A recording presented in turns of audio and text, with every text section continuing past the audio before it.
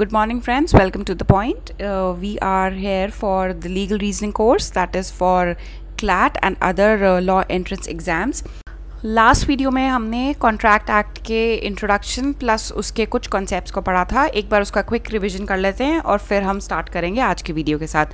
तो फ्रेंड, हमने सबसे पहले बात तो ये पढ़ी थी कि इंडियन कॉन्ट्रैक्ट एक्ट जो है ये ब्रिटिशर्स के टाइम का कॉन्ट्रैक्ट है और पोस्ट इंडिपेंडेंस एक्ट नहीं है. इसको ब्रिटिशर्स ने यहाँ पे आके इम्प्लीमेंट किया था, एनैक्ट किया था 1872 में. और इस कॉन्ट्रैक्ट एक्ट को क्यों लाया गया ये भी मैंने आपको बताया था कि पहले तो बार्टर सिस्टम चलता था. जैसे जैसे कैश आई और नेगोशिएबल इंस्ट्रूमेंट्स आए तो कॉम्प्लेक्सिटीज़ बढ़ी ट्रांजैक्शन में. बहुत लोग फ्रॉड करते थे, बहुत लोग झूठ बोलते थे, प्रॉमिसेस को फुलफिल नहीं करते थे या बोल के पैसे नहीं देते थे, कंसिडरेशन नहीं देते थे. तो इन सब चीज़ों के लिए हमको एक कोडिफाइड लॉज एंड रेगुलेशन की ज़रूरत थी और जिसकी वजह से हमको ये एक्ट को लाना पड़ा.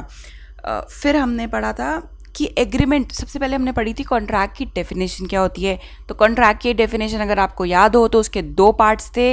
एक एग्रीमेंट जो कि एनफोर्सेबल बाय लॉ हो उसको बोलते हैं कॉन्ट्रैक्ट. उसके दो पार्ट्स हैं, agreement plus enforceable by law. ये स्लाइड भी थी जिसमें मैंने एक इसको एग्जाम्पल के थ्रू समझाया था. फिर हमने डिटेल में पढ़ा था कि एग्रीमेंट क्या होता है. Any promise or set of promises forming consideration for each other is called agreement. तो फ्रेंड्स, ऐसा नहीं है कि ये वर्ड टू वर्ड आपसे वहाँ डेफिनेशंस पूछी जाएंगी, लेकिन जैसे अगर आपको कोई पूछता है कि एग्रीमेंट क्या होता है तो आपके दिमाग में तुरंत क्लिक कर जाना चाहिए.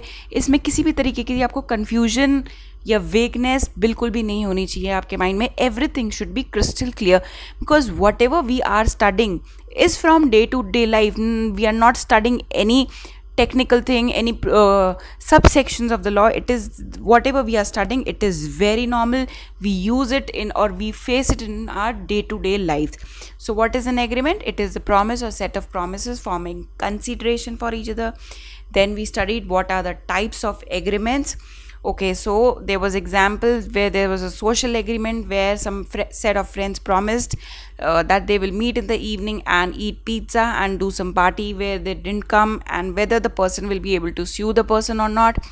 Then second तरीके का जो एग्रीमेंट था वो था डोमेस्टिक एग्रीमेंट, जहाँ पे एक हस्बैंड ने वाइफ को प्रॉमिस किया था कि शाम को वो डिनर डेट पर जाएंगे.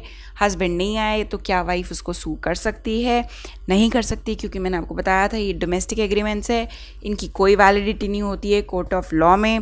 ऐसे तो वरना आपको बताया था कि कोर्ट के बाहर लाइन लगे रहे. हमारे मम्मी पापा भी रोज़ एक दूसरे को प्रॉमिसेस करते हैं, छोटे मोटे, ऐसे नहीं कि हम बहुत बड़े प्रॉमिसेस, बट हाँ और वो पूरे नहीं कर पाते तो क्या वो एक दूसरे को स्यू करते हैं? नहीं करते.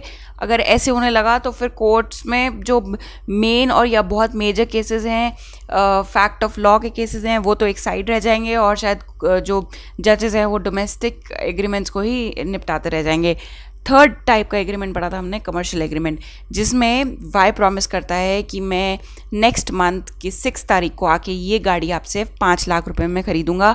और एक्स बोलता है, जो कार सेलर होता है, ओके मैं आपको अगले महीने की 6 तारीख को ये गाड़ी बेचूँगा. जब वाई वहाँ पहुँचते हैं तो एक्स बोलते हैं कि सॉरी, सारी गाड़ियाँ ख़त्म हो गई और अब मैं आपको गाड़ी नहीं दे पाऊँगा. तो ये हुआ कमर्शियल एग्रीमेंट. और इस केस में वाई को नुकसान हुआ कि उन्होंने 1 महीना वेट किया, पैसे इकट्ठे किए और जब वो पहुँचे तो गाड़ी नहीं थी वहाँ पे. इस वजह से वो उनको केस स्यू कर सकते हैं उनको कोर्ट में for the loss that this deal has cause to mister Y. फिर हमने देखा कि एनफोर्सेबल बाय लॉ क्या होता है, उसकी डेफिनेशन क्या होती है. तो जब agreement plus enforceable by law होता है वो किस में कन्वर्ट हो जाता है फ्रेंड्स? कॉन्ट्रैक्ट में.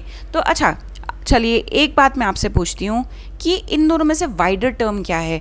कॉन्ट्रैक्ट एक वाइडर टर्म है या एग्रीमेंट एक वाइडर टर्म है? देखो, बहुत ही ऑब्वियस सी बात है कि एग्रीमेंट एक वाइडर टर्म हुआ. क्यों? क्योंकि ज़रूरी नहीं है कि हर एग्रीमेंट कॉन्ट्रैक्ट बदले, लेकिन हर contract, every contract is an agreement, whereas the vice versa is not necessary that every agreement will get converted into contract. Why? Provided बहुत सारी conditions है. हो सकता है वो enforceable by law ना हो सकता है consideration proper ना हो, ऑफर प्रॉपर ना हो. So every contract is an agreement whereas every agreement is not a contract.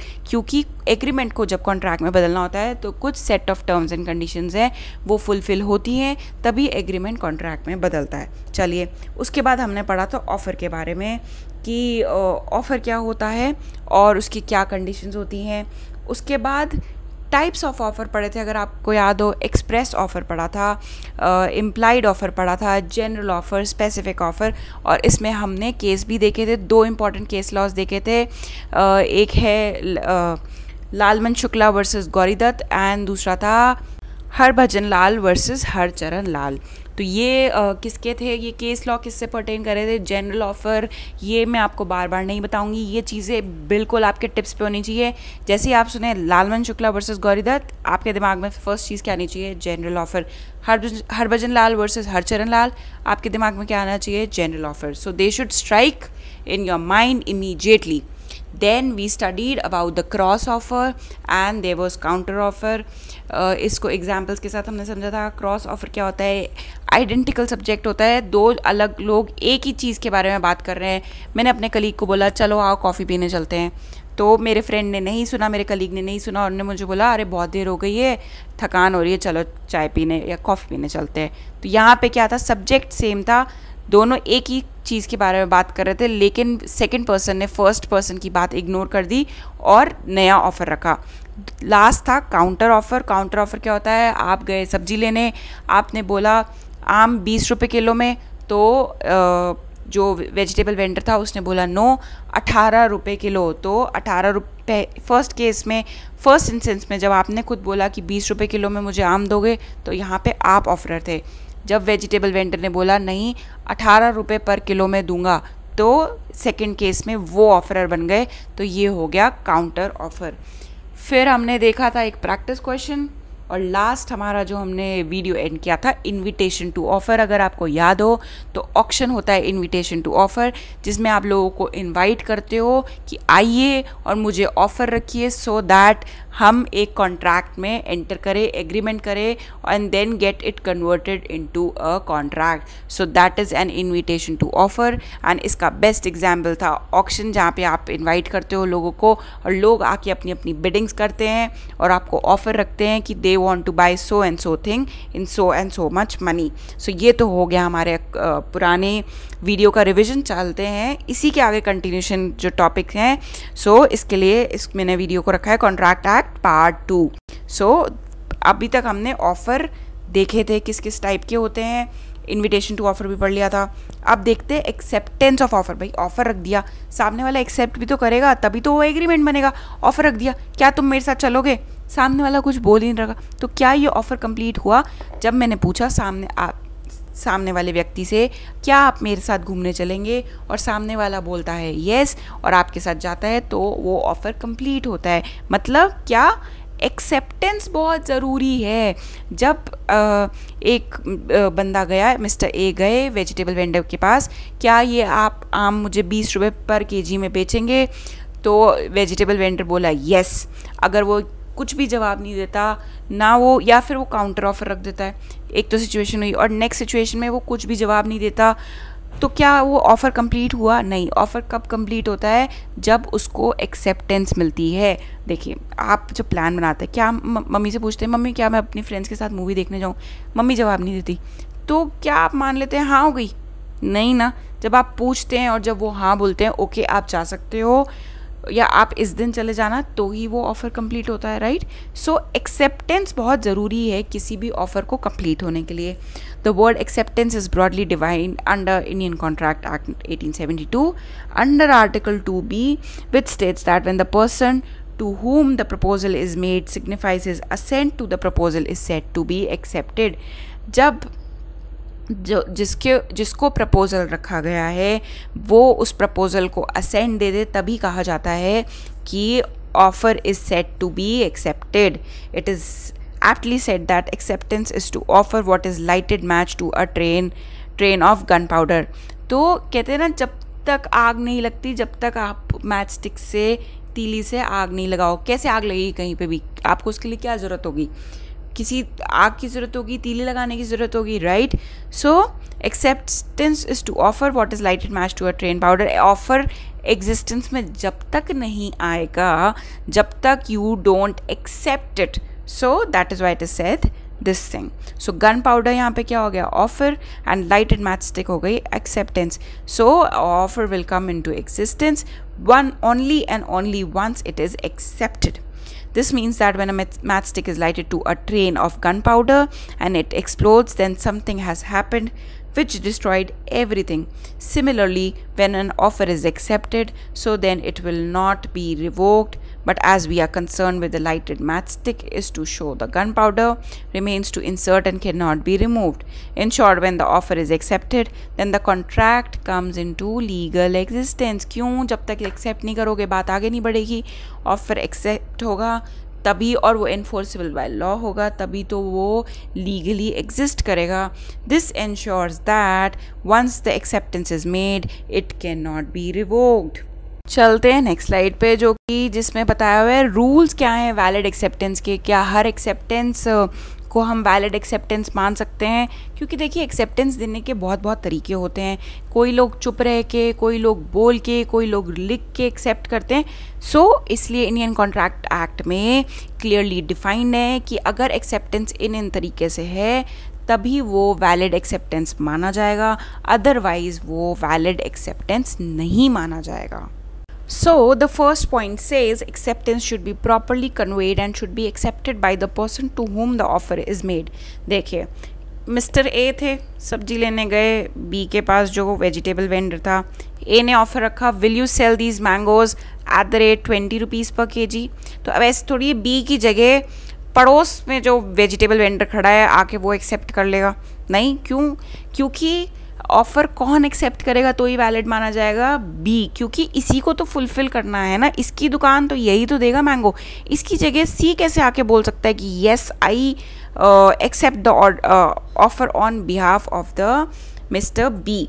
No, this can not happen. Acceptance एक तो प्रॉपरली कन्वे होनी चाहिए। बी बोले ओके मैं पैक करता हूँ, it should be properly conveyed, plus it should be accepted by the person to whom the offer is made. Clear ये बात? चलिए, एक्सेप्टेंस कैन बी एक्सप्रेस्ड और इम्प्लाइड। एक्सप्रेस कैसे?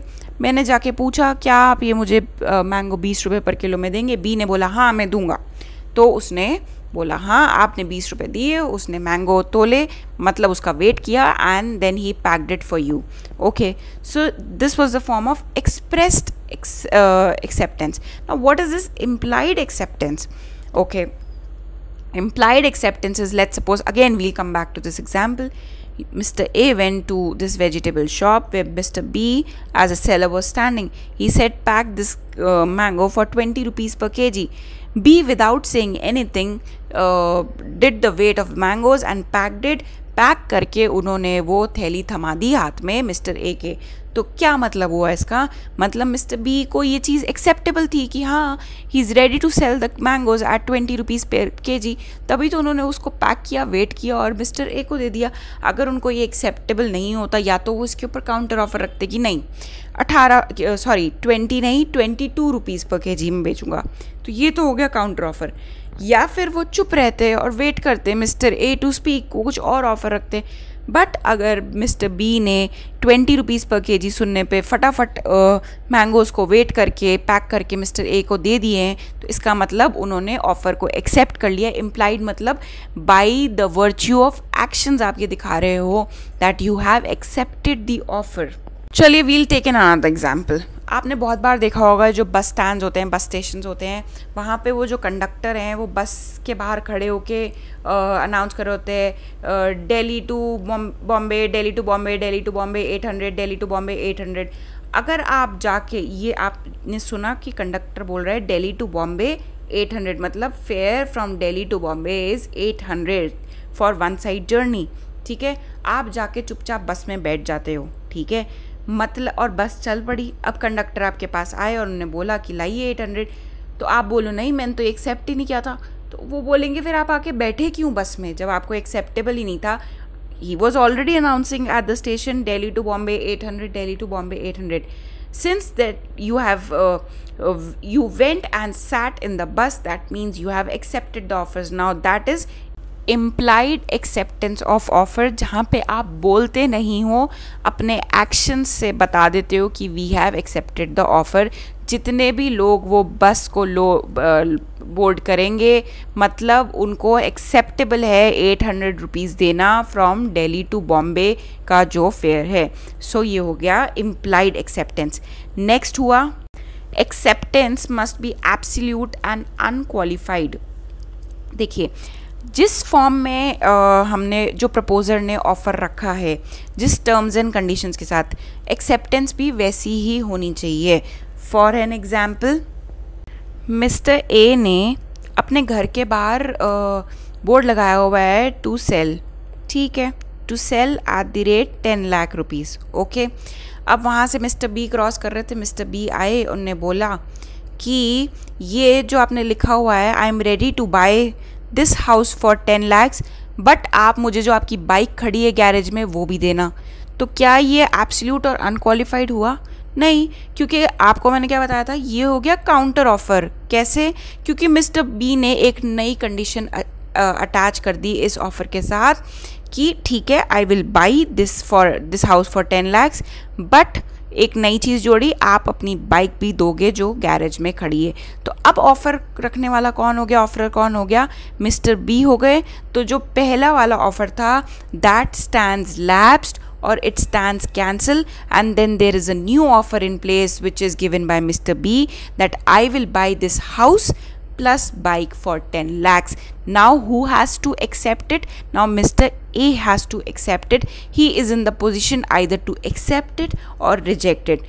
So for the rules for valid acceptances, it should be absolute and unqualified. अगर इसके ऊपर offer रख देते तो वो तो काउंटर ऑफर हो गया, जो फर्स्ट ऑफर था वो तो कैंसिल हो गया ना.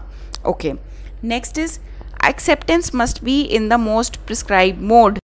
सो फ्रेंड्स, अगर आपने कभी नोट किया हो कि जो गवर्नमेंट के लेटर्स होते हैं वो रजिस्टर्ड पोस्ट से जाते हैं, ठीक है. मान लीजिए कि गवर्नमेंट ने आपको अपॉइंट किया अपने यहाँ पे किसी पोस्ट के लिए, और ने लिखा if you accept this position और if you accept this job, please send us an acceptance mail via registered post. ये नहीं कि आप ईमेल, उसमें जब उन्होंने बोला है you have to send the acceptance via a registered post, तो क्या हुआ, उसमें लिखा है कि एक्सेप्ट करने का एक ही तरीका है, उन्होंने मोड प्रिस्क्राइब कर दिया है, that is registered post. And if you are not sending through registered post, your acceptance will not be considered valid, which means that अगर जो प्रिस्क्राइब मोड के अलावा आप किसी तरीके से भेज रहे हो तो वो एक्सेप्टेंस वैलिड नहीं मानी जाएगी. जो प्रिस्क्राइब मोड लिखा है, हो सकता है वो ईमेल के थ्रू हो सकता है बोला हो कि आप कॉल करके बता दीजिएगा आपको ये ऑफ़र एक्सेप्टेड है या नहीं. और अगर आप कॉल करने की बजाय टेक्स्ट मैसेज कर रहे हो तो जो सामने वाला व्यक्ति है, ऑफरर है, वो बोल सकता है कि मैंने बोला था कॉल करके बोलना, ये टेक्स्ट कर रहे हैं. I don't accept this as a legal agreement, I don't consider it as an valid acceptance because the mode has been already clearly prescribed for the valid acceptance. तो ये हो गया fourth point. Next, silence can not be a mode of acceptance. इसको भी एक example से समझते हैं, ठीक है. मिस्टर ए हैं, ठीक है, मिस्टर ए ने लेटर लिखा मिस्टर बी को, ठीक है, कि मेरे को तुम्हारा हॉर्स ख़रीदना है 5 लाख रुपीज़ में, ठीक है, और अगर तुमने ये मेरे को रिप्लाई नहीं किया कि I don't want to sell this horse, तो मैं मानूंगा तुमने मुझे घोड़ा बेच दिया, ठीक है. मतलब कि अगर मिस्टर बी चुप रहे तो मिस्टर ए अज्यूम करेंगे कि हाँ मिस्टर बी रेडी हैं अपने घोड़े को मिस्टर ए को बेचने के लिए 5 लाख रुपए में. फिर से समझा देती हूँ, मिस्टर ए हैं और मिस्टर बी हैं. मिस्टर ए के पास हैं 5 लाख रुपए, मिस्टर बी के पास एक घोड़ा है, ठीक है, हॉर्स. मिस्टर ए लिखते हैं मिस्टर बी को कि मैं आपका ये घोड़ा 5 लाख रुपए में ख़रीदना चाहता हूँ, और अगर आपने मुझे लेटर लिख के ये नहीं बोला कि आपको मैं एक्सप्रेसली आपने ये लिख के नहीं भेजा कि I am not ready to sell this horse, then I would accept that you are ready to sell it. मतलब if you are silent with respect to this letter, I would consider that you are ready to sell this horse to me. तो इस case में क्या हुआ, mister A ने बोला अगर आप चुप रहोगे तो I will consider it as an acceptance, which is wrong. क्यों? क्योंकि silence can not be a mode of acceptance. Next, acceptance must be before the offer is revoked और लैप्स। भाई बहुत ही नॉर्मल सी बात है, ऑफर खत्म हो गया उसके बाद आप आके बोल रहे हो हाँ हाँ मुझे एक्सेप्ट है, तो ऑफरर बोलेगा भैया ख़त्म। अब जैसे बहुत सारी कंपनीज कितनी सारी मार्केटिंग स्कीम्स निकालती है, डिस्काउंट ऑफर्स निकालती है अमेज़ॉन पे, फ्लिपकार्ट पे, तो वो कुछ उस पीरियड के लिए होता है। जैसे जो फ्लिपकार्ट की बिग बिलियन सेल होती है या अमेज़ॉन की दिवाली सेल होती है, तो वो जो ऑफ़र होता है डिस्काउंट ऑफ़र, वो कुछ ही दिनों के लिए होता है ना फ्रेंड्स, ऑनलाइन जो वेबसाइट पे फ्लैश होता है। अब आप वो अब मान लीजिए 10 to 17th of October is the sale period for Amazon। अब आप 18th को जाके बोल रहे हैं मैंने प्रोडक्ट्स खरीदे और आपने मुझे डिस्काउंट नहीं दिया, तो what will Amazon say? That the offer was for limited period, it was only from 10 to 17th of October, so you must have accepted it before 17th or you must have bought the goods before 17th of October। So the acceptance should be made before the offer is revoked और lapse. Revoked मतलब जिसने offer रखा है उसने offer वापस ले लिया, और लैप्स मतलब उसका टाइम पीरियड ख़त्म हो गया। Last, mental acceptance is not considered to be a valid acceptance. Now what is mental acceptance? पहले इसको डे टू डे लाइफ के एग्जाम्पल से समझते हैं, ठीक है।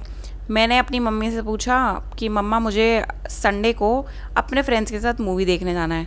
मम्मी खाना बना रही थी, मम्मी ने ना हाँ बोली ना बोली, वो चुप रही, बस उन्होंने सुन लिया कि मैं अपने फ्रेंड्स के साथ संडे को जाना चाहती हूँ, ठीक है। अब मैं संडे को तैयार होके आ गई, मेरे फ्रेंड्स को बोला हाँ हाँ आई एम कमिंग, और संडे को मैं तैयार होके जब गई तो मम्मी ने बोला कहाँ जा रही हो, तो मैंने बोला मूवी देखने जा रही हूँ। तो मम्मी बोली मैंने कब परमिशन दी? तो मैंने कहा आप चुप तो थे उस दिन जब मैंने आपको बोला, आप चुप रहे। तो माई मदर विल से कि मैंने कब इस चीज़ को एक्सेप्टेंस दी, कब इस चीज़ को अप्रूवल दिया, मैं चुप रही। So my silence neither shows my acceptance not the denial, I didn't answer to your question. So जो साइलेंस होता है ना उसको आप ये अज्यूम कर सकते हो कि ये येस है, ना ही आप ये अज्यूम कर सकते हो कि ये नो है। So mental acceptance is not considered to be a valid acceptance. हो सकता है इसको अब रिवर्स तरीके से समझते हैं। मैंने अपनी मम्मी से पूछा कि मम्मी मेरे को अपनी फ्रेंड्स के साथ मूवी देखने जाना है संडे को, ठीक है। अब संडे आ गया और मैं तैयार नहीं हुई, I didn't go out. Mom asked कि बेटा आपने तो मूवी देखने जाना था और आप गए क्यों नहीं मूवी देखने? सो आई सेड आपने मुझे परमिशन ही नहीं दी। So mom what will mom say? मैंने ना भी तो नहीं बोला था, तो मैं क्या बोलूँगी आपने हाँ भी तो नहीं बोला था, आप चुप रहे। सो आपने अपने मन ही मन एक्सेप्ट कर ली, but you didn't convey. So conveyance और conveyal of acceptance is very necessary. अब आप कन्वे कैसे कर सकते हो? आइदर एक्सप्रेस फॉर्म में मतलब हाँ या ना बोल के, या इम्प्लाइड फॉर्म में जैसे कि आप बस में बैठे तो मतलब आप एग्री करते हो कि आप इस बस का जो भी फेयर है वो आप दोगे, बट कन्वे करना बहुत ज़रूरी है एक्सेप्टेंस को। Mere mental acceptance is not considered to be a valid acceptance. तो ये हो गए रूल्स फॉर वैलिड एक्सेप्टेंस। ये आपको बाय हार्ट याद होने चाहिए, और याद नहीं बट एटलीस्ट आपको इस प्रिंसिपल की समझ होनी चाहिए कि आपको वहाँ पे सिचुएशन बना के दिया जाएगा। आपसे ये नहीं पूछेंगे कि right the rules for valid acceptance, they will never ask this. What they will do is they will give you a situation and then you have to apply these principles, that what were the rules for valid acceptance, and then solve the question. Moving on to the next slide, which talks about, okay, so there's a practice question.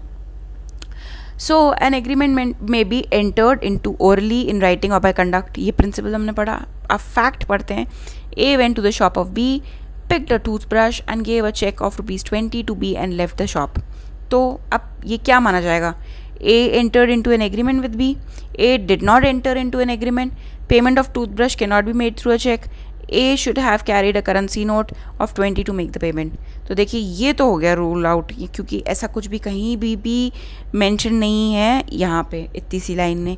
Payment of toothbrush can not be made through cheque, ऐसा भी कुछ mention नहीं है यहाँ पे। अब चलते हैं देख यहाँ पे। सो A went to the shop of B, picked a toothbrush, gave a check of ₹20 to B and left the shop. B ने वो ₹20 एक्सेप्ट करे। ओके, सो इसका सबसे पहले तो जब क्या होता है, सुपरमार्केट्स का क्या फंडा होता है। सो फ्रेंड्स, जब भी आप किसी सुपरमार्केट में एंटर करते हैं तो ऑफ़र आप नहीं देते हैं, सुपरमार्केट वाले ने अगर सारे आइटम्स डिस्प्ले किए हुए हैं, that means they are giving you an offer.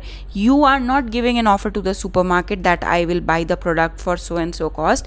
Supermarket वाले ने सारे सामान डिस्प्ले किए हुए हैं, that means they are giving you an offer कि आओ ये सामान लो, कैश दो और ले जाओ, ठीक है। सो इस केस में भी क्या हुआ था कि A went to shop B में गया, वहाँ पे सामान डिस्प्ले थे, तो मतलब they are already on offer for sale. Sale discount वाली नहीं, मतलब बेचने के लिए। ऑफ़र फॉर सेल मतलब बेचना है नॉर्मली, ठीक है। ऑफ़र फॉर सेल, ए ने पैसे पकड़ाए, मतलब उसने एक्सेप्ट कर लिया, and then he came back with the set of goods in his hand. So A entered into an agreement with B. This is the right answer. ठीक है, क्लियर हुई ये बात।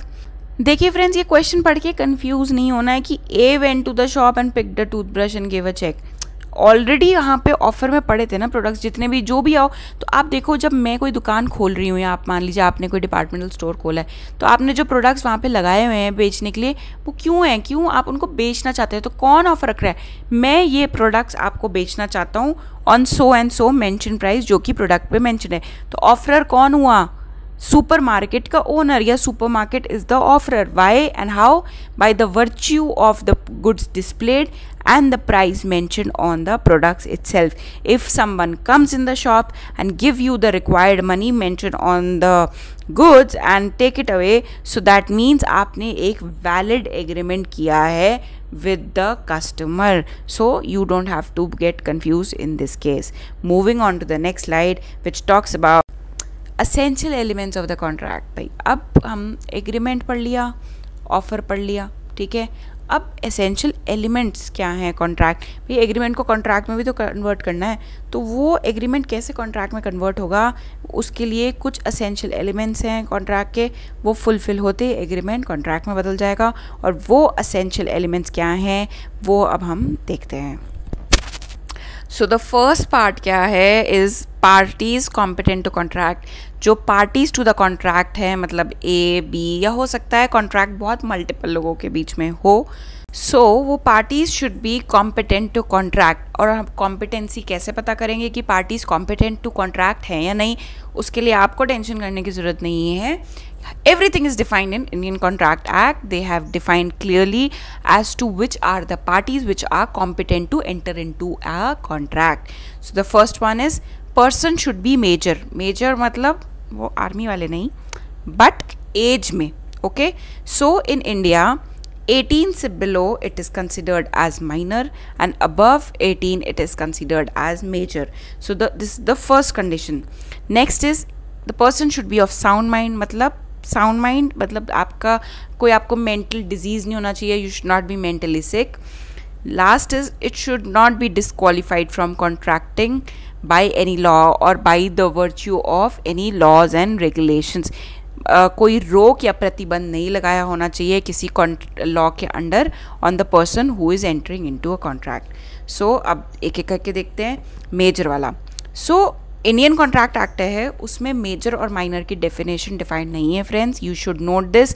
If somebody ask you may be in the interview or anywhere else that how is the minor defined in Indian Contract Act, so your first thing that should come in your mind is the minor or the definition of minor is not defined in the Indian Contract Act. तो फिर कौन से act में defined है? It is defined in Indian Majority Act 1875. So इस act में defined है who is a minor and who is a major. So minor कौन होते हैं? Minor is a person who has not completed the age of 18. सो देखिए इसमें भी दो केसेस होते हैं माइनर के, एक तो हो गया जनरल केस, एक हो गया स्पेशल केस. तो जनरल केस में तो ये होता है जब 18 और 18 अबव इज़ मेजर एंड 18 से या 18 वर्ष से आप कम हैं तो हो गए आप माइनर. एक होता है स्पेशल केस. बहुत सारे केसेस ऐसे होते हैं जब किसी चाइल्ड के पेरेंट्स नहीं होते तो उसके लिए गार्जियन अपॉइंट करती है कोर्ट, ठीक है, and that guardian is appointed under guardian and wards act 1819. You don't have to remember this, ये मैं आपको सिर्फ एक एक्स्ट्रा नॉलेज के लिए बता रही हूँ कि guardians are appointed under guardian and wards act 1890. और अगर किसी चिल्ड्रन का या किसी इंसान हु इज़ 18 ईयर्स और लेस और इवन 18 ईयर्स और उसका कोई गार्जियन है, तो उसकी मेजॉरिटी कब कंसिडर करते हैं कि ही हैज़ और she has attained the age of majority? In that case it is the age of 21. So special case क्या है जहाँ पे गार्जियन अपॉइंटेड है और वो लोग की कब कंसिडर करी जाती है कि मेजॉरिटी अटेन करी है? At the age of 21. In rest of the cases it is 18. Okay, an agreement entered into by or with a minor is void ab initio. Void ab initio मतलब ये मैं आपको डिटेल में बताऊंगी. As of now void ab initio मतलब ये agreement शुरू से ही गलत था. कुछ एग्रीमेंट्स ऐसे होते हैं जो शुरू में गलत नहीं होते, बाद में जाके गलत हो जाते हैं. जब वो फॉर्म हो रहे होते हैं they are not wrong, but void ab initio ऐसे एग्रीमेंट्स होते हैं जो डे 1 से ही रॉन्ग या गलत होते हैं. तो एग्रीमेंट एंटर्ड बाय माइनर, या तो माइनर कोई एग्रीमेंट खुद कर रहा है या कोई जाके माइनर के साथ एग्रीमेंट कर रहा है, दोनों ही केस में ऐसे एग्रीमेंट्स वॉइड एब इनिशियो होते हैं, मतलब गलत होते हैं. इसका जो सबसे स्ट्राइकिंग केस है, मास्टर केस है, नोन एज मोहरी बीबी वर्सेस धर्मदास घोष. ये आपको टिप्स पे होना चाहिए. नाम सुनते ही मोहरी बीबी वर्सेस धर्मदास घोष मतलब डिफाइनिंग द माइनॉरिटी और अ कॉन्ट्रैक्ट विद माइनर. देखते हैं कि इस केस में क्या हुआ था. तो जो ये धर्मदास जी थे ये एक माइनर थे, बच्चे थे, ठीक है, और ये रिस्पोंडेंट थे, मतलब इनके अगेंस्ट केस फाइल हुआ था और इनके पास एक इमूवेबल प्रॉपर्टी थी, मान लीजिए लैंड थी. तो ये गए अपने अंकल मोहरी बीबी के पास, ठीक है, और उन्होंने बोला कि ये आप मेरे से लैंड ले लो और मुझे इसके बदले, मान लीजिए ये लैंड है, आप मुझे इस पर 20,000 रुपये दे दो लोन और इसको रख लो एज अ सिक्योरिटी, और जब मैं ये आपको वापस दे दूंगा 20,000 रुपये तो आप मेरा लैंड वापस कर देना, और इसके 20,000 के साथ साथ मैं आपको 12% इंटरेस्ट भी दूंगा. तो मोहरी बीबी तो खुश हो गई कि अरे ये तो बहुत अच्छी डील है कि लैंड मिल रहा है, 20,000 रुपये ले जाओ, 12% इंटरेस्ट से चुकाते रहना, जब पैसे आ जाएंगे तो अपना लैंड पैसे दे के ले जाना, बहुत अच्छी बात है. तो बाद में जो ये धर्मदास घोष थे इनसे पैसे नहीं दिए गए, तो मोहरी बीबी ने केस कर दिया इनके ऊपर कि मेरे पैसे लाओ क्योंकि आपने तो प्रॉमिस किया था कि 20,000 रुपये प्लस उस पर 12% इंटरेस्ट के साथ आप पैसे वापस करोगे. तो जो धर्मदास घोष थे इनकी मदर ने बोला कि ये जो पार्टी टू द कॉन्ट्रैक्ट है that is Dharmadas Ghosh, he is a minor and any contract entered into with or by minor is void ab initio. उसको नहीं माना जाएगा वैलिड कॉन्ट्रैक्ट. इसलिए ये जो बेनिफिट्स हैं, सॉरी ये जो अमाउंट है, this Dharmadas Ghosh is not liable to repay it back to Mohori Bibi, whereas Mohori Bibi has to return the land back to Dharmadas Ghosh. Dharmadas Ghosh तो भाई गुस्से में आ गए, उन्होंने हायर कोर्ट में अपील कर दी और फिर जजमेंट आया कि the previous judgment is right. Dharmadas Ghosh can not enter और is not a valid person to enter into a contract. Why? Because he is a minor and a contract entered into with or by a minor is void and improper. So friends, आप भी सोच रहे होंगे कि ऐसा क्यों कि minor के साथ कोई कॉन्ट्रैक्ट नहीं कर सकता या वो कॉन्ट्रैक्ट्स को इम्प्रॉपर माना जाता है. तो फ्रेंड्स ये प्रोटेक्शन और सेफ्टी के लिए है ऑफ द किड्स, क्योंकि बहुत बार ऐसा होता है कि लोग भिला फुसला के बच्चों से साइन करवा लेते हैं, उनके इनोसेंस का गलत यूज़ करते हैं और बहुत सारी चीज़ें उसको इलीगली यूज़ कर लेते हैं. तो इसलिए ऐसे लॉ, देखिए कोई भी लॉ आता है तो उसके पीछे ज़रूर कोई ना कोई वैलिड रीज़न होता है.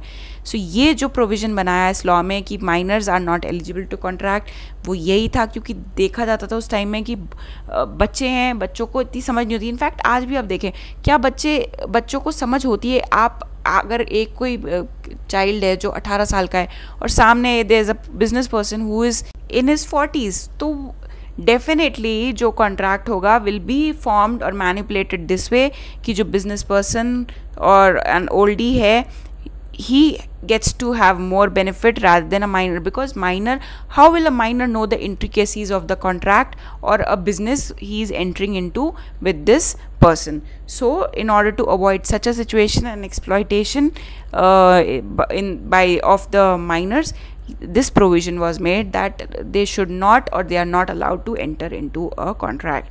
So judgment आया, any sort of a contract with a minor or infant is void ab initio, मतलब day 1 से ही वो void है. बोलते हैं rules regarding minor agreement. तो क्या मतलब माइनर कोई सा भी एग्रीमेंट नहीं कर सकता, कोई सा भी कॉन्ट्रैक्ट नहीं कर सकता, या कोई सा भी वो बेनिफिट नहीं ले सकता? वो भी देख लेते हैं. So the first is an agreement entered into और with minor is void ab initio. ठीक है. और एक बात फ्रेंड्स, हर कंट्री का माइनर का डेफिनेशन अलग होता है. इंडिया में इट इज़ 18 पे आप अपनी मेजॉरिटी अटेन करते हो, तभी आपको ड्राइविंग लाइसेंस मिलता है, तभी आप वोट करने के लिए एलिजिबल होते हो. हर कंट्री का अपना अपना प्रोविज़न है. ज़रूरी नहीं है कि अमेरिका में majority is defined at the age of 18. It could be defined at the age of 16 as well. So ये यूनिवर्सल लॉ नहीं है. हर कंट्री का अपना एक लॉ होता है where they define what is the age of minority and what is the age of majority. So first point तो हमने पढ़ लिया कि an agreement entered into or with minor is void ab initio. चलिए next, though minor is incapable of contracting, still no law prevents it from taking the benefit of a contract. तो वो contract में enter नहीं कर सकता, लेकिन जो benefits arising from a contract है, माइनर कैन एंजॉय दैट. अब जो ये मौहरी बीबी और धर्मदास घोष के केस में हुआ था, कोर्ट ने मौहरी बीबी को बोला था कि Dharmodas Ghosh is not liable to return you the money, he can only enjoy the benefits of the contract. So for an example, a minor can be payee of check, he cannot be a payer of check. लेकिन अगर minor के favour में कोई check काट के देता है कि ये लीजिए आप 5,000 रुपये लीजिए, a minor can be payee or the beneficiary of the cheque, but he can not be the payer of the cheque or the drawer. मतलब वो किसी को पैसे नहीं दे सकता या ड्रॉ नहीं कर सकता.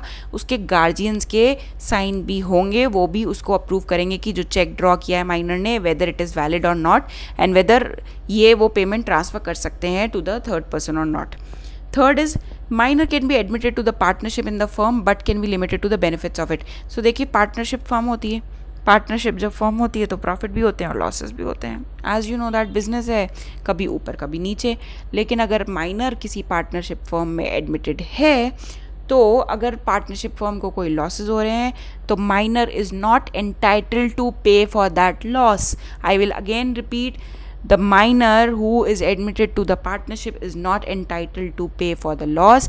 He can only avail the benefits, or his partnership is only limited to the benefits of partnership. मतलब जो जो फ़ायदे हैं वो माइनर enjoy कर सकता है.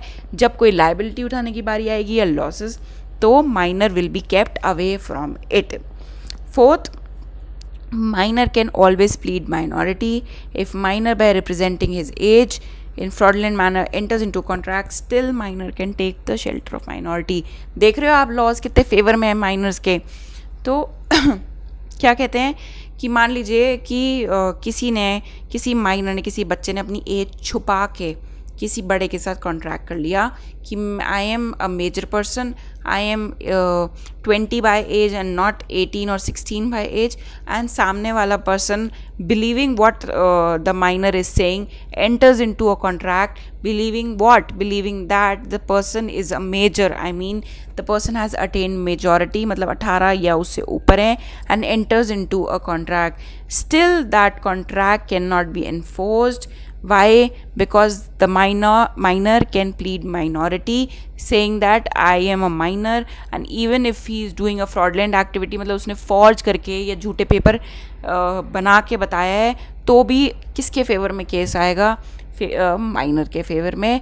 एंड जो क्यों ये अज्यूम किया जाता है कि जो बंदा मेजर है, the person has attain majority, he should be wise enough, मतलब उसको इतना समझदार होना चाहिए टू नो दैट कि सामने वाला person is a minor and not a major. So the onus to see is on the major side, मतलब जो ऑलरेडी मेजॉरिटी अटेन कर चुके हैं. Last, or sorry, fifth point, minor cannot ratify the agreement on attaining majority as the initial agreement was only void ab initio and therefore cannot be ratified later. देखिए ए और B ने contract में agreement किया, ए इस time minor है, ठीक है, मान लीजिए 1990 में कॉन्ट्रैक्ट हुआ and a while doing the contract is a minor, ठीक है, और बी इज़ अ मेजर, ठीक है। कोर्ट ने बोला ये जो एग्रीमेंट हुआ, ये कॉन्ट्रैक्ट हुआ, ये वॉइड एब इनिशियो है, ये वैलिड नहीं है, ठीक है। 93 में आके this Mr. A has attained his majority. Now he cannot go back in the retrospective effect and ratify this कि ये जो कॉन्ट्रैक्ट हुआ था मैं अब इसको वैलिड मानता हूँ एंड इसको रैटिफाई करता हूँ। नहीं, एक माइनर जो बाद में मेजॉरिटी अटेन कर लेता है, after attaining the majority he can not ratify the contract which was declared void ab initio at the first stage. Last point, rule of restitution of property does not apply to minor. Now what is this rule of restitution? We will again go back to the case of Mohari Bibi and Dharmdas Ghosh. Okay, so this was the case, minor वाला case था, भूलना नहीं है हमने को। So Dharmdas Ghosh ने क्या किया, ये लैंड जाके गिरवी रखवा दिया, मॉर्गेज कर दिया मोहरी बीबी को, ठीक है, और उसके बदले में 12,000 रुपये लिया है। और ये धर्मदास घोष ने अपने खेलने कूदने में ये 12,000 रुपये उड़ा दिए। जब मोहरी बीबी ने पैसे वापस मांगे और कोर्ट में स्यू करा तो कोर्ट ने क्या फैसला दिया कि मोहरी बीबी को तो ये लैंड वापस लौटाना है धर्मदास घोष को, लेकिन धर्मदास घोष को ये पैसे वापस नहीं लौटाने। That is the rule of restitution, मतलब वापस लौटा देना जो कॉन्ट्रैक्ट में एक्सचेंज हुआ था। धर्मदास घोष के पास आए थे 12,000 and he is not liable to repay it back to Mohori Bibi. Why? Because rule of restitution of property does not apply to minor. इनको बहुत सारे बेनिफिट्स मिलते हैं ऑफ बीइंग अ माइनर। अब इसका मतलब ये नहीं है कि वीडियो ख़त्म होने के बाद आप भी यही सब एक्टिविटीज़ चालू कर दें और जाके लोगों को ऐसे फ्रॉडलेंट एक्टिविटीज़ में अपने आप को इन्वॉल्व करें और लोगों के साथ कॉन्ट्रैक्ट करें, फिर उनके पास पैसे ना दें। ये सब अपने को नहीं करना, अपने को ध्यान लगाना है पढ़ने में। क्यों? क्योंकि हमें पेपर क्लियर करना है और कोई अच्छे से कॉलेज में हमें एक सीट चाहिए ताकि हम अपना फ्यूचर सिक्योर कर सकें। तो इन छोटी चीज़ों में मत पड़ जाना फ्रेंड्स, प्लीज़। चलते हैं नेक्स्ट स्लाइड में। Practice question, an agreement with a boy below the age of 18 years is not enforceable by law. तो ये तो हो गया प्रिंसिपल। क्वेश्चन क्या है? A man enter into an agreement with the girl of 17 years of age. So अब ये क्या है? The agreement is enforceable by law. नहीं, हमने अभी पढ़ा है कि ये तो वैलिड ही नहीं है एग्रीमेंट। चलिए इसको cancel. The agreement is not enforceable by law. ठीक है, ये कर सकते हैं, एक बार सोचते हैं। The agreement is enforceable by the girl. नहीं, क्योंकि बताया था even if the girl attains the majority, उसके बाद भी वो जाके रेटिफाई नहीं कर सकती, तो ये cancel. No inference can be drawn. तो इसका क्या आंसर होगा? The agreement is not enforceable by law या no inference can be drawn. 99% of you will select answer B, that is agreement is not enforceable by law। तो इसका answer ये भी नहीं है, आंसर है no inference can be drawn by this। क्यों? क्योंकि यहाँ पे इंफॉर्मेशन कंप्लीट नहीं है, बस सिर्फ ये बताया है man entered into an agreement with the girl of 17 years of age. क्या कंसिडरेशन था? गर्ल को हो सकता है गर्ल को फ़ायदा हो रहा हो जो माइनर है। तो हमने पढ़ा था कि if the girl or if the minor is attaining some benefits out of the agreement, they can do that, but they cannot be liable or can be accounted for paying back the consideration। तो यहाँ पे कुछ भी पूरी complete information नहीं है कि agreement में क्या था, बच्चे को फ़ायदा हो रहा था, नुकसान हो रहा था। So the answer would be no inference can be drawn out of this because the information is not complete. This is again a previous year question which was asked in CLAT, I suppose 2019। Okay, clear? We'll move to the next. That is person of sound mind. ये क्यों पढ़ रहे हैं? हमने पढ़ा था essentials of a valid contract, उसमें topic था parties to the contract. So the first था the person should be major और उससे रिलेटेड क्लॉजेस हमने पढ़ लिए। Next is person should be of sound mind, जिसको लैटिन में बोलते हैं compos mentis, and person of unsound mind is known as non compos mentis. Cool? So a person is of sound mind for the purpose of making a contract if the time of making contract he is capable of understanding it and forming a rational judgment. person को sound mind का कब बोला जाता है? जब वो contract में enter कर रहे हैं तो उनको उस कॉन्ट्रैक्ट वो समझ आ रहा है और वो इस लायक या कैपेबल हैं to make a rational judgement, मतलब वो अपना अच्छा बुरा भला और नुकसान समझते हैं। ऐसा नहीं है कि वो किसी और पे डिपेंड करते हैं अपने भरा बुला समझने के लिए, जो कि एक माइनर के केस में होता है। फ्रेंड्स, बच्चों को क्या समझ होती है कि उनके लिए क्या फ़ायदेमंद है या क्या नुकसानदायक है, क्या भला है या क्या बुरा है, इसलिए वहाँ पे भी कॉन्ट्रैक्ट जो होता था वॉइड अब इनिशियो होता था। और यहाँ पे भी अगर पर्सन साउंड माइंड का नहीं है तो उसको अपने भले बुरे की पहचान ही नहीं है, सो ऐसे कॉन्ट्रैक्ट को बोला जाता है वॉइड अब इनिशियो। अब अनसाउंड माइंड में भी दो केसेस हैं। सो फ्रेंड्स, कुछ ऐसे लोग होते हैं जिनको कुछ मेंटल डिसऑर्डर होता है जिसमें कुछ स्पैन ऑफ टाइम के लिए they become a person with unsound mind या they are not mentally stable for some point of time. तो इसमें दो सिचुएशन देखी जाएगी। A person who is usually of unsound mind, मतलब वो वैसे अनसाउंड माइंड के हैं बट कभी कभी उनका दिमाग जो है वो वापस आ जाता है, he is of sound mind. और नेक्स्ट केस है a person is usually of sound mind, मतलब वैसे वो बिल्कुल सही हैं बट कई बार उनकी कुछ भी मेंटल स्ट्रेन पड़ने की वजह से या कुछ डिप्रेशन या एंग्जाइटी डिसऑर्डर की वजह से the person becomes of unsound mind. तो अब इस सिचुएशन में बताइए कौन सा जो कॉन्ट्रैक्ट है या कौन सा एग्रीमेंट है वो वैलिड माना जाएगा या कौन सा इनवैलिड माना जाएगा। सो फ्रेंड्स, ऐसी सिचुएशन में ये देखा जाएगा कि जब पर्सन ने कॉन्ट्रैक्ट किया था, when the person entered into a contract, what was his state of mind at that point of time, और वही डिफाइन करेगी कि जो कॉन्ट्रैक्ट है वो void ab initio है या it is a valid contract. So person of sound mind के केस में ये दो सिचुएशन है और आपको ये याद रखनी है। चलते हैं last topic for the day, that is disqualification by law. कुछ ऐसे इंसिडेंट्स और कुछ ऐसे पर्सन्स हैं जो कि एक्सप्लिसिटली डिफाइंड है इंडियन कॉन्ट्रैक्ट लॉ के अंडर कि these persons are not competent to entered or they are disqualified by the law. क्यों? क्योंकि हमने तीन चीज़ें पढ़ी थी, person should be major, person should be of sound mind and should not be disqualified by law of the land. मतलब जो भी लॉ और जितने भी सारे लॉ हैं आपके कंट्री में उनमें से किसी के अंडर भी अगर पर्सन डिसक्वालिफाइड है, so that person is not a valid person to enter into a contract. So the first point is alien enemy. An alien enemy is a person who is a citizen of foreign country which is at the war with India. तो एक तो होता है foreigner और दूसरा होता है alien enemy. Foreigner मतलब कोई भी जो हमारे देश में आता है, ठीक है। अब फॉरेनर की कैटेगरी हो गई एलियन एनिमी।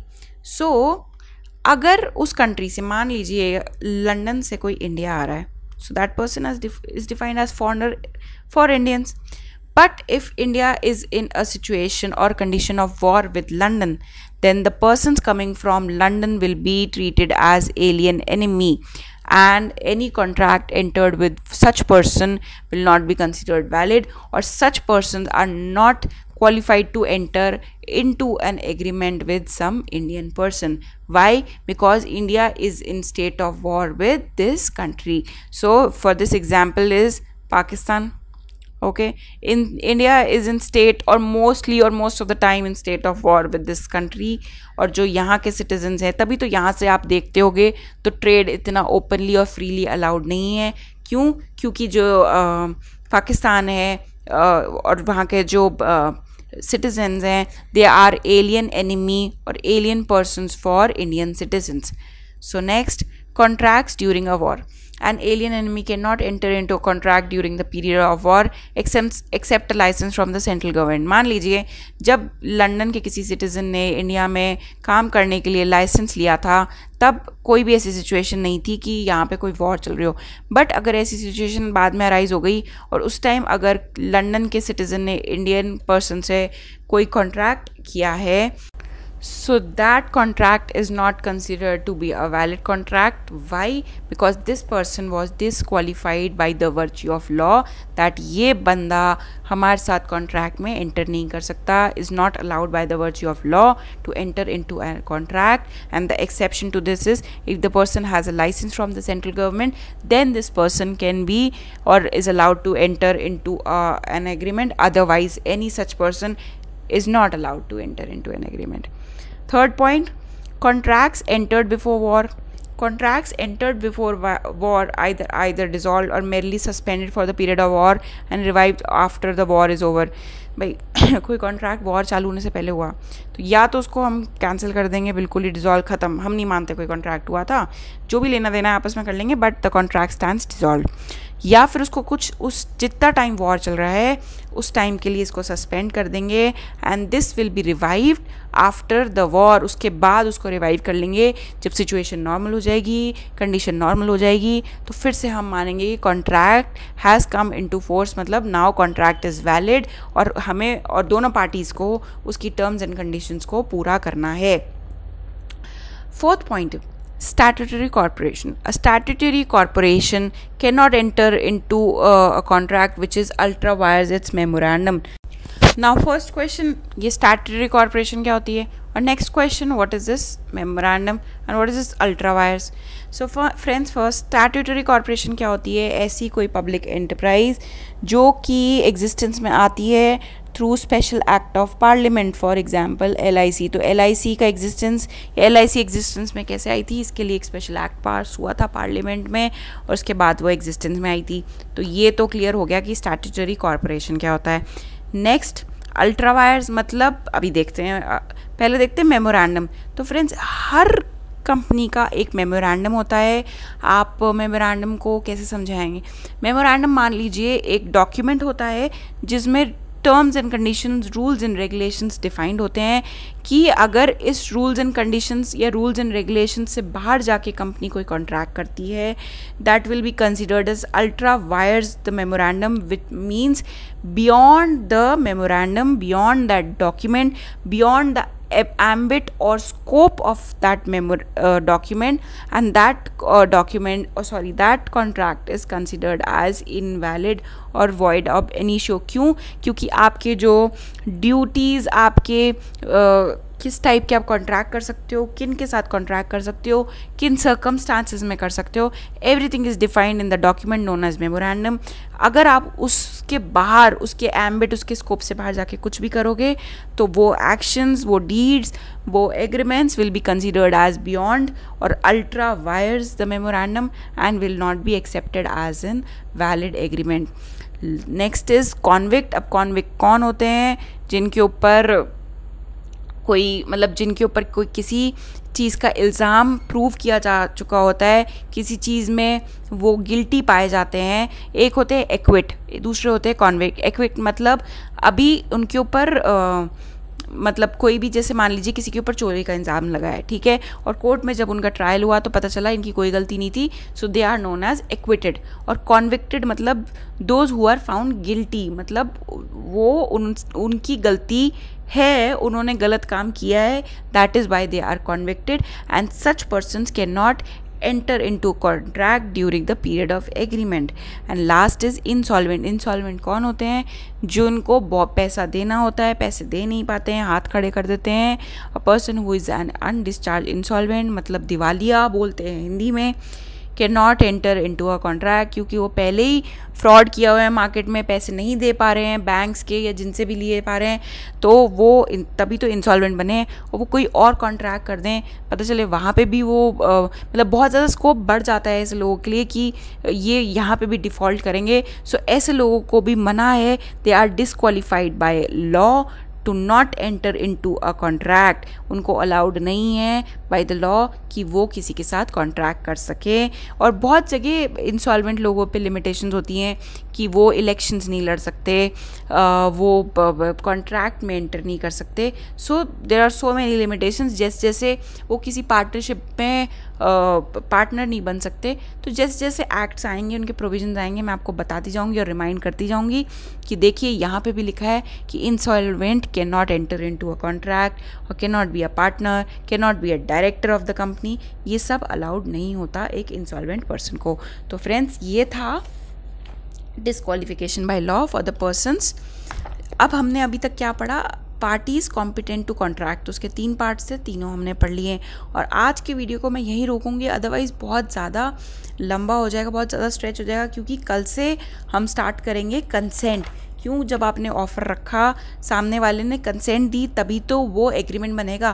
क्योंकि आपको मैंने शुरू में ही समझा दिया था, अगर आपने सिर्फ एक स्टेटमेंट बोल दिया, अगर आपने ऑफ़र रखा और सामने वाले ने उस पर कोई प्रतिक्रिया नहीं दी, तो वो क्या एक स्टेटमेंट बन के रह जाएगा? क्या आप मुझे ये घर बेचोगे?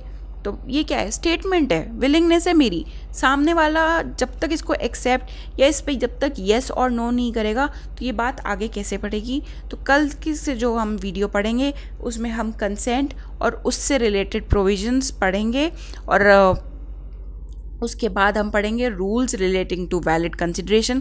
पहले तो कंसिडरेशन होता क्या है, फिर rules relating to valid consideration के बारे में पढ़ेंगे, और फिर उसके बाद हम पढ़ेंगे what are quasi contracts. And one last thing which I would like to tell you is कि फ्रेंड्स, अगर आपको कहीं पे भी प्रैक्टिस क्वेश्चंस मिलते हैं, 2 हम भी अपलोड करेंगे, बट अगर आपको कहीं पे भी प्रैक्टिस क्वेश्चंस मिलते हैं तो प्लीज़ स्टार्ट प्रैक्टिसिंग, क्योंकि कॉन्ट्रैक्ट एक्ट में से, एज आई टोल्ड यू, बहुत सारे क्वेश्चंस बनते हैं। कोई भी ऐसा साल नहीं है जहाँ पे क्वेश्चंस ना आए हों किसी भी लॉ एंट्रेंस एग्जाम में कॉन्ट्रैक्ट एक्ट से। तो I would say or recommend practice as many questions as you can from Indian contract act, so that आप इस पे मिस आउट ना कर दें। एक भी नंबर हम क्यों जाने दें अपने हाथ से, क्यों भी हम एक चांस छोड़ दें कि हमारा सिलेक्शन ना हो पाए, ऐसा ना हो। तो इसलिए आप प्लीज़ क्वेश्चंस को प्रैक्टिस कीजिएगा। So friends, this is all for the today's video. Thank you so much for your patience listening.